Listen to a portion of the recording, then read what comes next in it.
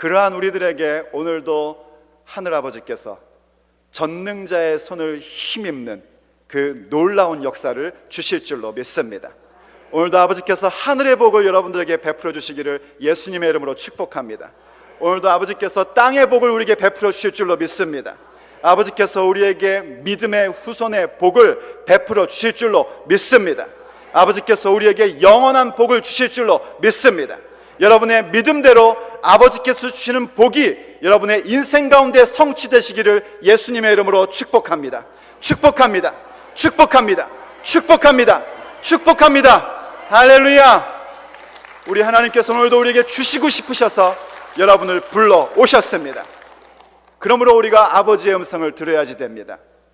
우리가 그저 살아가다 보면은요, 예수님 믿고 살면서요, 예수님 믿고 살고 있는 거 분명한데, 하나님과 함께하는 거 분명한데 뭔가 공격당하는 것 같은 그런 일들을 만날 때가 있습니다. 어떤 때는 사람을 통해서 그런 일이 생길 때도 있고요, 어떤 때는 어떤 사건이 우리를 그렇게 공격하는 것처럼 느끼게 할 때도 있습니다. 그러나 우리는 두려워하지 않습니다. 왜냐하면 우리에게 있는 힘은, 우리 안에 있는 힘은 내 힘이 아니라 전능자의 손을 힘입는 그 힘이기 때문입니다. 우리 안에 계신 이는 세상에 있는 이보다 더 크시고 더 강하시고 더 위대하신 우리 주 예수님이시기 때문입니다. 우린 그렇게 전능자의 손을 힘입고 살아가는 사람들입니다. 그래서 우리는 알아야지 됩니다. 과연 우리에게 주어져 있는 이 놀라운 능력, 우리에게 주어져 있는 이 놀라운 선물, 우리에게 주어져 있는 이 전능자의 손을 힘입는 삶이라는 것이 과연 어떠한 인생인지를 우리는 알아야 합니다. 그리고 그러한 삶을 우리가 계속해서 점검해 가야지 되고, 그러한 삶으로 우리는 기도하며 전진해 가야 합니다. 그럴 때 우리의 인생의 최종적 결론은 과연 전능자의 손을 힘입는 삶의 열매로 가득한 인생이 될 것입니다.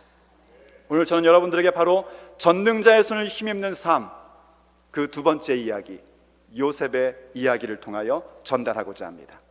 과연 전능자의 손을 힘입는 삶은 무엇일까요? 우리가 함께 생각했듯이요, 제일 첫 번째는 뭐냐면 하나님의 함께 하심이 드러나는 삶의 태도를 갖는 것입니다. 전능자의 손을 힘입는다는 것은 하나님이 함께 하시는 삶의 태도를 갖는 것이에요. 우리가 살면서 이상한 일들을 만나게 되고 어떤 어려운 일들을 겪게 될 때에 좌절하고 실망하고 넘어지는 것이 아니라 도리어 그러한 인생의 위기 속에서도 하나님이 함께 하시는 것을 믿기 때문에, 전능자의 손을 힘입기 때문에 내가 할 수 있는 최선의 일, 아니 내가 할 수 있는 그 이상의 최선의 모습으로 내 태도를 갖게끔 됩니다. 그 태도가 얼마나 위대하고 멋지고 아름다운지, 심지어는 세상의 힘의 논리로 살아가는 믿지 않는 사람들의 눈에조차 하나님이 저 사람하고는 함께 하는구나 하는 모습으로 보여질 정도로 그렇게 우리의 삶의 태도를 갖게 됩니다. 그리고 두 번째로는요, 전능자의 손을 힘입는 삶은 열매로 증명되는 인생입니다. 그저 삶의 태도를 갖는 차원 정도가 아니라 실제적 열매로, 인생의 실제적 결과물로 증명됩니다. 왜서냐면 우리가 살아가는 그 태도는 내 착함으로 나온 태도가 아닙니다. 내 노력으로 나온 태도가 아닙니다. 예수님을 믿음으로 말미암아 전능자의 손을 힘입음으로 나온 태도이고 방법이고 결정이기 때문에 우리 하나님 아버지께서는 반드시 그 인생 가운데 열매를 맺어 주십니다.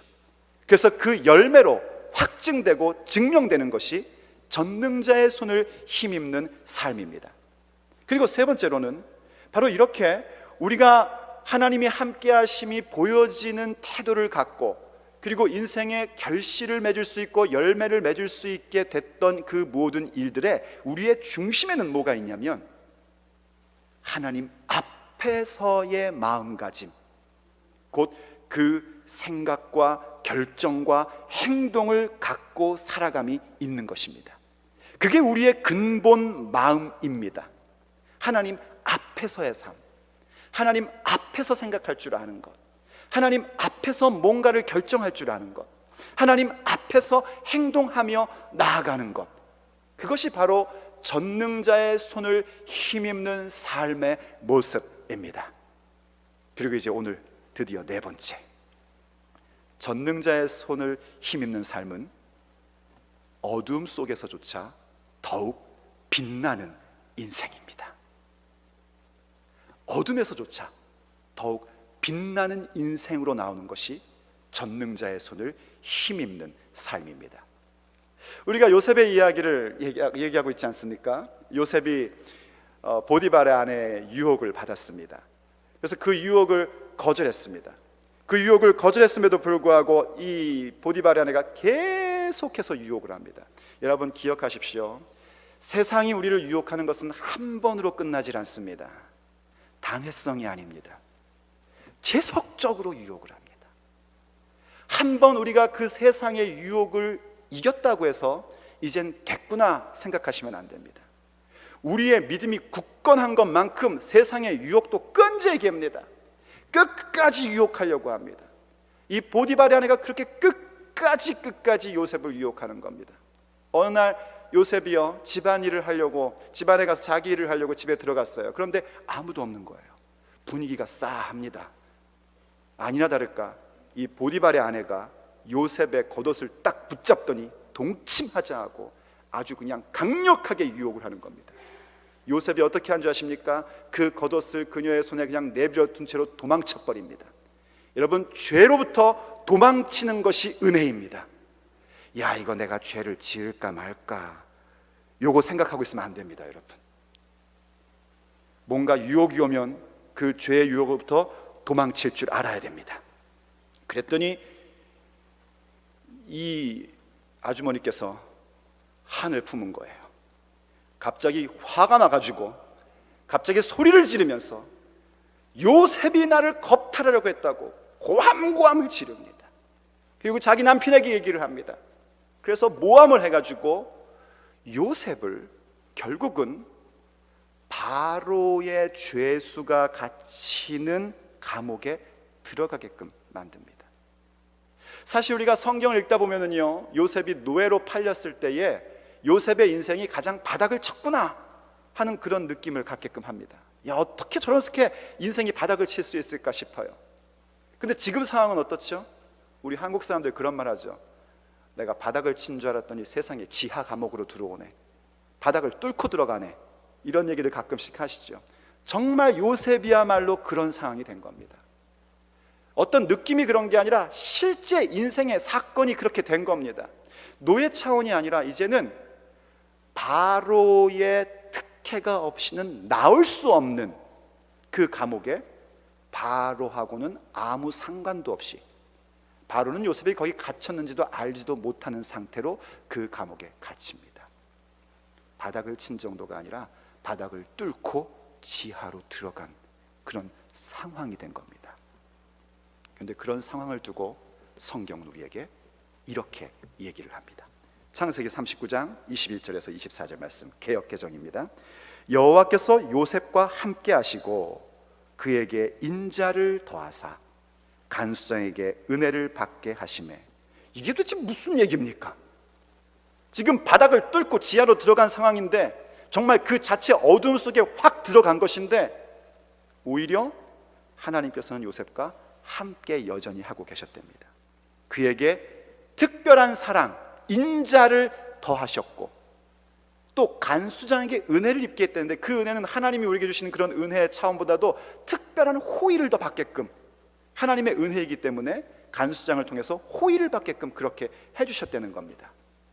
도리어 그 가운데서도 하나님의 함께 하심은 나타나고 있었습니다. 그러면서 이렇게 계속 얘기합니다. 간수장이 옥중 죄수를 다 요셉의 손에 맡김으로 그 재반 사물을 요셉이 처리하고 간수장은 그의 손에 맡긴 것을 무엇이든지 살펴보지 아니하였으니. 이해가 되십니까 여러분? 지금 요셉이요 자기에게 그 닥쳐진 상황 속에서도 여전히 전과 똑같이 지금 바닥을 뚫고 지하로 들어간 것 같은 어두운 상황 속에서조차도 그에게 맡겨진 일들에 대하여 완수해냈다는 것입니다. 간수장이 뭔가 일을 탁 맡기면 요셉에게 맡긴 것은 두 번 더블 체크할 필요가 없을 만큼 완벽하게 일들을 탁탁탁 처리했다는 겁니다. 그 얘기는 무슨 얘기냐면 요셉은 여전히 그 가슴 속에 하나님의 함께 하심에 대해서 조금도 의심하고 있지 않았다는 겁니다. 자기의 상황은 더 어두워졌지만, 자기의 상황은 바닥을 치고 지하로 들어갔지만, 하나님의 함께 하심에 대해서는 의심 없이 여전히 자기에게 주어져 있는 상황을 받아들이는 그 믿음의 용기를 잃지 않고 있었고, 그 믿음의 용기를 가지고 그는 자기에게 주어진 환경 가운데 자기가 할 수 있는 그 이상의 최선을 다하며 살고 있었다는 겁니다. 그건 요셉 안에 있던 그 빛이 꺼지지 않고 있었다는 것을 우리에게 증거해 주고 있는 겁니다. 그래서 성경이 이렇게 얘기합니다. 이는 여호와께서 요셉과 함께 하심이라. 어떻게 요셉이 그럴 수 있었는가? 요셉이 똑똑해서? 요셉이 성격이 좋아서? 요셉이 의지력이 강해서? 그것이 아니라 여호와 하나님께서 함께 하셨기 때문이라는 겁니다. 우리가 지금 나누고 있는 주제로 얘기하자면 전능자의 손을 힘입음이라는 그 은혜가 요셉과 함께 하셨기 때문이라는 겁니다. 여호와께서 그를 범사에 형통하게 하셨더라. 할렐루야. 그겁니다, 여러분. 우리가 예수님을 믿는 순간 전능자의 손을 힘입이라는 그 은혜가 우리 가운데 주어져 있습니다. 믿으십니까? 그러면은요, 우리한테는 무엇이 주어진 것이냐면 예수님의 빛이 우리에게 주어진 것입니다. 이 빛은 감출 수도 없고 감춰서도 안 되는 겁니다. 이 빛은 비춰질 수밖에 없는 겁니다. 그리고 그 빛이 비춰지다 보면요, 세상은 어둡기 때문에, 세상은 아직까지도 어두운 권세 가운데 있기 때문에요, 우리의 그 빛이 비춰지는 순간 우리를 비난하기도 하고, 우리를 업수히 여기기도 하고, 우리를 모욕하기도 하고, 심지어는 우리에게 핍박, 박해를 주기도 합니다. 그래도 우리의 빛은 꺼질 수 없고 감추어질 수 없는 것입니다. 사실 여러분들은 교회는 워낙 소문이 빠르니까, 교회는 역시 복음 전하는 그 능력들이 있어서 모든 소식이 빨라요. 복음도 빨리빨리 전하시기를 예수님의 이름으로 축복합니다. 여러분도 아마 들었을 것 같아요. 보통 저는 어떤 목사님마다 목회 스타일이 있지 않습니까? 저는 어떤 스타일을 이제 해왔냐면은 예수님 영접반이라는 걸 주로 만들었었습니다. 그래서 예수님 영접하는 분들에게 예수님 믿는다는 것이 뭔지, 왜 예수님을 믿어야 되는지 차근차근 설명을 해서 그 사람들로 하여금 예수님을 영접하게 하고, 그리고 예수님 영접하면 신앙생활이 무엇인지를 쭉 가르친 다음에 세례를 받게 할 때에, 세례 받으면 믿지 않는 가족이나 믿지 않는 친구들까지 다 초청하라고 합니다. 그리고 교회에서도 준비를 하고요. 그래서 대대적으로 세례 행사를 해줘요. 앞에 나와서 내가 예수님 믿는 사람이라고 간증하게 하고요. 그래서 내가 예수님의 사람임을 만천하에 공표하게끔 그렇게 만드는 게 이제 제가 하던 그런 스타일이에요. 근데 제가 이렇게 목회 쭉 하면서 한두 번 정도 예배 가운데 예수님 영접하게 하는 그런 감동을 주실 때가 있어요. 그럼 저는 그때 제 스타일을 고집하지 않습니다. 하나님 아버지께서 주시는 성령님의 감동을 더 따릅니다. 왜냐하면 제 스타일보다 성령님의 감동이 더 중요하고 위대한 일이기 때문이에요. 지난주에 이제 말씀 우리가 은혜 받으면서 그걸 준비를 딱 하는데 뭔가 그걸 하실 것 같은 생각이 들어요. 근데 1부 때도 아니고 2부 때도 아니고 3부 때도 딱 되는 거예요. 3부 때 감동을 주시는 거예요. 그래서 제가 순종했죠. 잘했죠. 순종하는 건 잘하는 겁니다. 제 스타일보다 중요한 건 성령님께서 감동을 주실 때에 거기에 순종하는 거예요. 제가 우리 교회 처음 왔을 때 그랬지 않습니까? 저는 원래 스타일이 고분고분 말하는 사람인데 왜 이렇게 고함치는지 모르겠어요. 들으신 분 아마 계실 거예요. 그거는 제 스타일이 아니래도 성령님께서 그렇게 하라 하시면 하는 겁니다. 믿어지십니까? 예, 그런 겁니다. 그래서 여러분들에게 그 3부 때 그걸 했어요. 그런데 제가 지난주에 이렇게 가만히 복기를 하고 생각을 하면서 보니까 제 마음에 한 가지 큰 아쉬움이 남는 게 있는 거예요. 그게 뭐냐면 제가 이렇게 했었어요. 여러분 다 고개를 숙이세요. 그리고 예수님 믿기로 결정한 사람만 고개를 들으세요. 그리고 따라서 기도해 주세요. 이렇게 했어요. 뭐 여러 가지 이유 다 치우고 제가 이제 마음에 크게 부담이 되고 염려가 되는 게 그것만 얘기할게요. 그게 뭐냐면 이런 거예요. 행여나 여러분들 가운데 예수님 믿는 것이 이렇게 슬쩍 감추고 살아도 되는 것인가 하는 생각을 가진 분이 있으면 어떡하나 하는 염려가 들어오는 거예요. 그리고 그게 제게 큰 짐이 돼서 오는 겁니다. 여러분 용서하십시오. 그런 의도가 아닙니다. 제가 이렇게 부족해요. 그런 부족한 저를 사랑하고 기도해 주시고 목사로 세우시고 존경하고 따라주니 여러분 정말 저보다 훌륭한 분들이십니다. 왜 표정이 아니라는 표정이세요? 진짜 그렇습니다. 근데 여러분 기억하십시오. 절대로 예수님을 믿는 것은 감출 수 있는 것이 아닙니다. 우리의 목숨을 버려도 그것은 감출 수 있는 게 아닙니다. 어떤 박해가 와도 우리에게 있는 빛은 감출 수도 없고 감춰서도 안 되는 것입니다. 언제 어디서나 나는 예수님의 사람을 확증하며 나타내야 되는 것입니다. 내가 그 자리에서 손해를 본다 할지라도 네, 나는 예수님 믿는 사람입니다 라고 얘기해야 하는 것입니다. 심지어 그 사람이 야, 니까짓게 예수님을 믿는 사람이냐 그렇게 얘기한다 할지라도 네, 내까짓게 예수님 믿는 사람입니다 이러고 고백할 수밖에 없는 것이 우리에게 주어져 있는 예수님의 빛입니다. 믿으시면 아멘 하십시오. 인정하시면 아멘 하십시오. 그리고 그렇게 살 거면 아멘 하십시오. 우린 그렇게 살아야지 됩니다. 바로 요셉처럼 그런 겁니다. 그 빛이 비춰지는 겁니다. 어두워도, 핍박이 와도, 환난이 와도, 모욕이 와도, 도대체 이해할 수 없는 일이 생겨도 예수님 믿는 것을, 그 빛을 놓치지 않고 더욱더 어두울수록 그 빛이 확실하게 비춰지는 것처럼, 어두우면 어두울수록 그 빛이 멀리서도 보이는 것처럼 그 빛은 비추어 나가는 겁니다. 그럴 때에 우리에게 닥친 그 모든 어려움, 고난, 오해, 모욕, 욕먹음, 거짓말, 이러한 것들은 도리어 우리에게 복으로 바뀌어집니다. 왜냐하면 예수님께서 그렇게 약속하셨기 때문입니다. 성경을 보십시오. 마태복음 5장 10절로 12절 말씀. 의를 위하여 핍박을 받은 자는 복이 있나니 천국이 저희 것임이라. 나를 인하여 너희를 욕하고 핍박하고 거짓으로 너희를 거스려 모든 악한 말을 할 때에는 너희에게 복이 있나니 기뻐하고 즐거워하라. 하늘에서 너희의 상이 큼이라. 너희 전에 있던 선지자들을 이같이 핍박하였느니라. 아멘. 이 말씀이 믿어지시면 아멘 하십시오. 하늘의 상이 큼이라. 여러분 그 상은요, 세상에서 받는 상과는 차원이 다른 것입니다. 세상이 주는 상과는 비교할 수 없는 것입니다. 세상에서 받는 보상은요, 세상에서 끝나는 것들입니다. 그러나 하늘의 상은 영원한 상입니다. 그것은 아버지께서 인정하시는 아름다움입니다. 조심할 것은 내가 죄짓고 고난받는 거 말고요, 내가 실수해서 물론 그것도요, 우리가 실수하고 뭔가 죄져서 고난받을 때에 아버지 앞에 나와 회개하고 기도하고 용서해 주시냐면은 아버지께서는 그것조차도 선으로 만들어 주시는 능력의 하나님이십니다. 그런데 더더군다나 우리가 그 빛을 비추며 살기 때문에, 전능자의 손을 힘입는 삶을 당당히 살아가기 때문에 죄와 싸우고 세상과 타협하지 않고 그래서 겪고 있는 고난을 갖고 있다면 그것은 아버지께서 상을 주시기로 작정한 사람들의 인생의 모습입니다. 그래서 베드로 사도가 우리에게 이렇게 얘기합니다.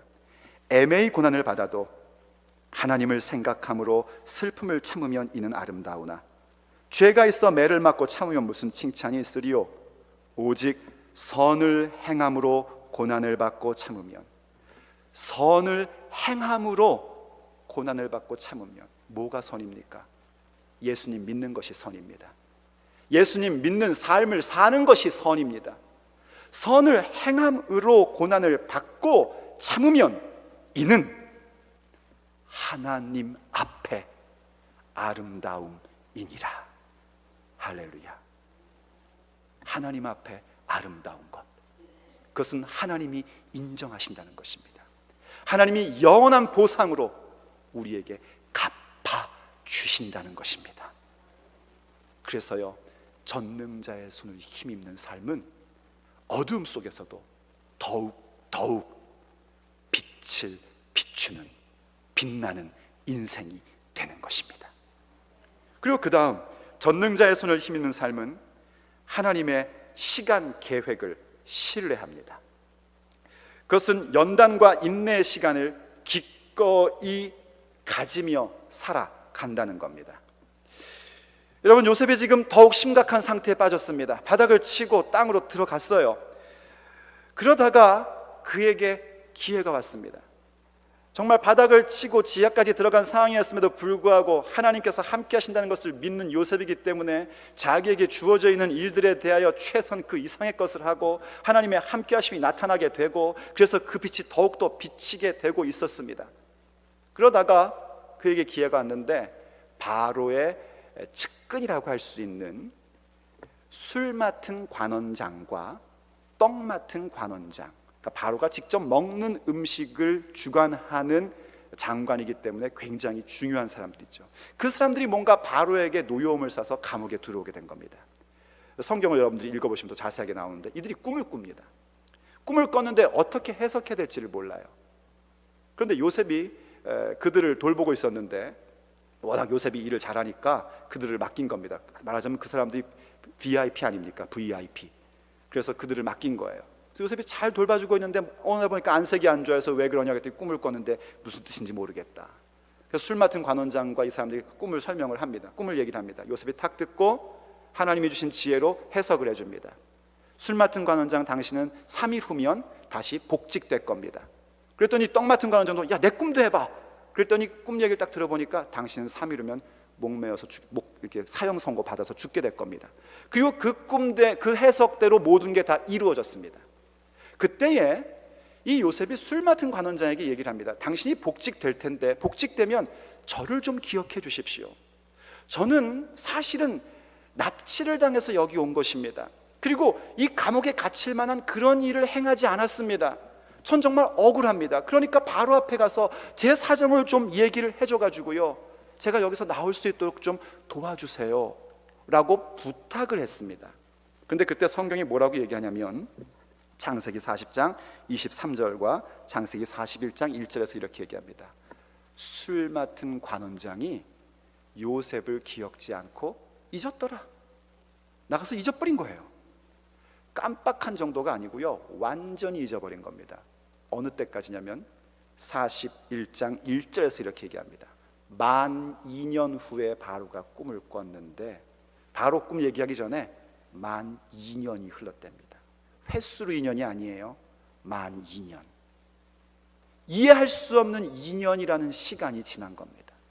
여러분, 2년이라는 시간은요, 어떻게 보면 짧지만은요, 감옥에서 자기가 풀려날 수 있을 가능성을 갖고 소식을 기다리는 사람에게는 결코 짧은 시간이 아닙니다. 그 시간은 정말 지루할 수밖에 없는 시간입니다. 도대체 왜 이렇게 기다려야 되지 하는 그런 답답한 마음을 가질 수밖에 없는 시간이 2년이라는 시간입니다. 요셉이 그 꿈을 해몽해줬고 그 복직된 술 같은 관원장을 생각할 때에 당장이라도 풀려날 것을 기대할 수 있는 거 아닙니까? 그런데 그렇지 못했습니다. 여러분 아십니까? 하나님의 뜻이 이루어지는 데는요, 언제나 하나님의 타이밍이 있습니다.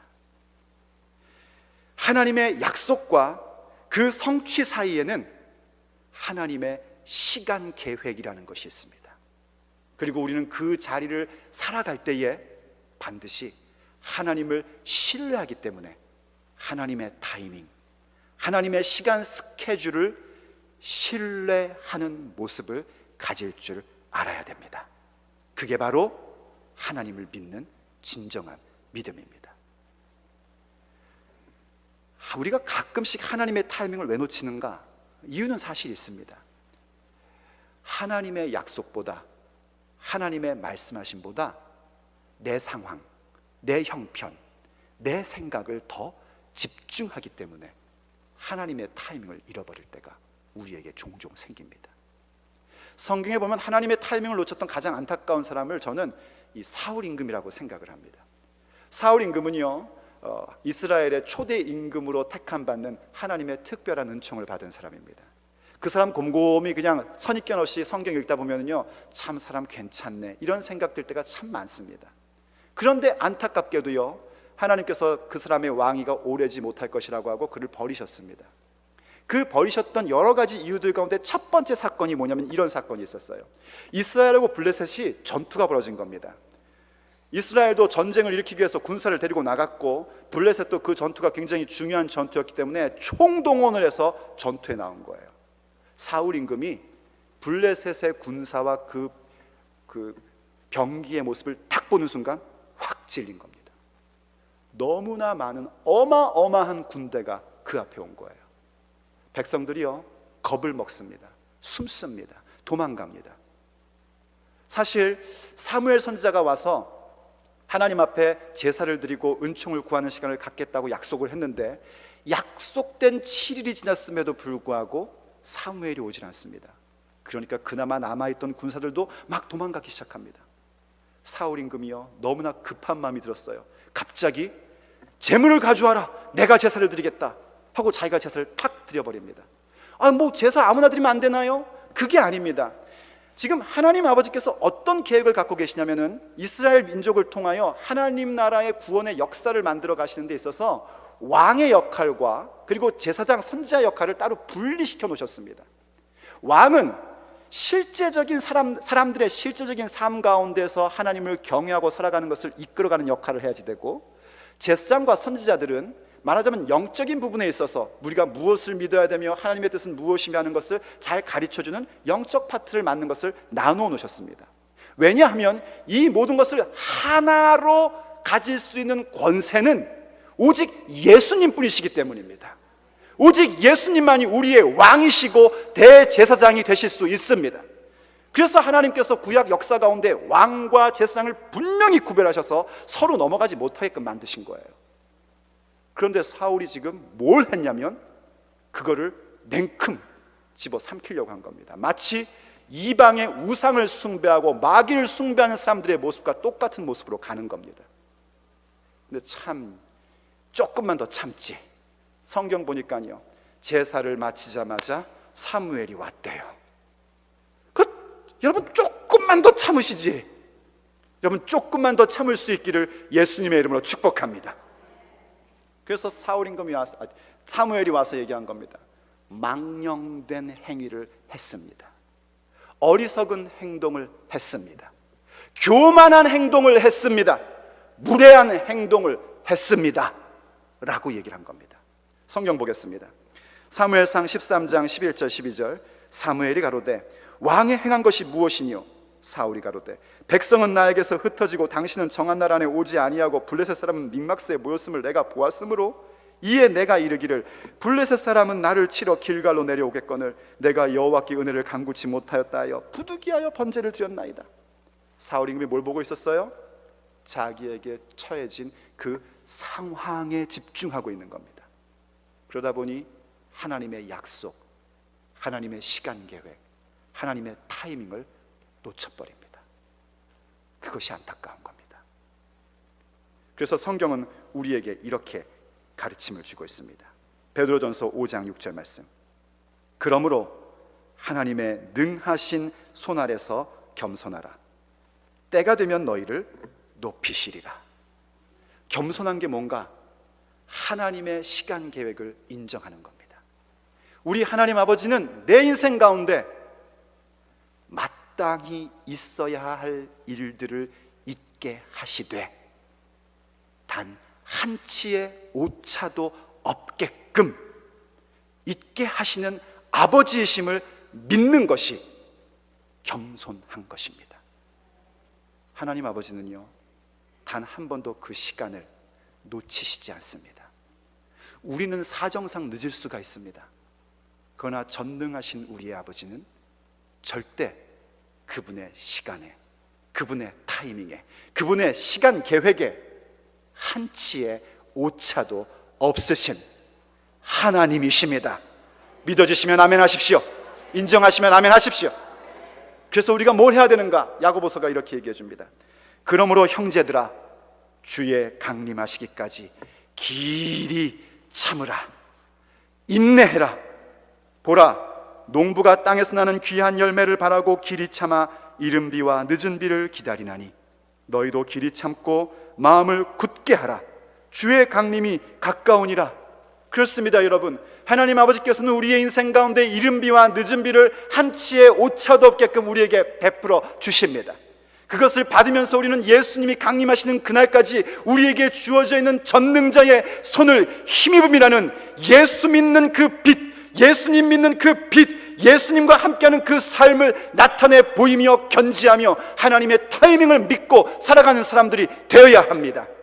주님 오시는 그날까지 우리는 그것을 놓칠 수가 없습니다. 왜냐하면 우리는 전능자의 손을 힘입는 사람들이기 때문입니다. 그러면서 계속해서 이렇게 얘기합니다. 형제들아, 서로 원망하지 말라. 그리하여야 심판을 멸하리라.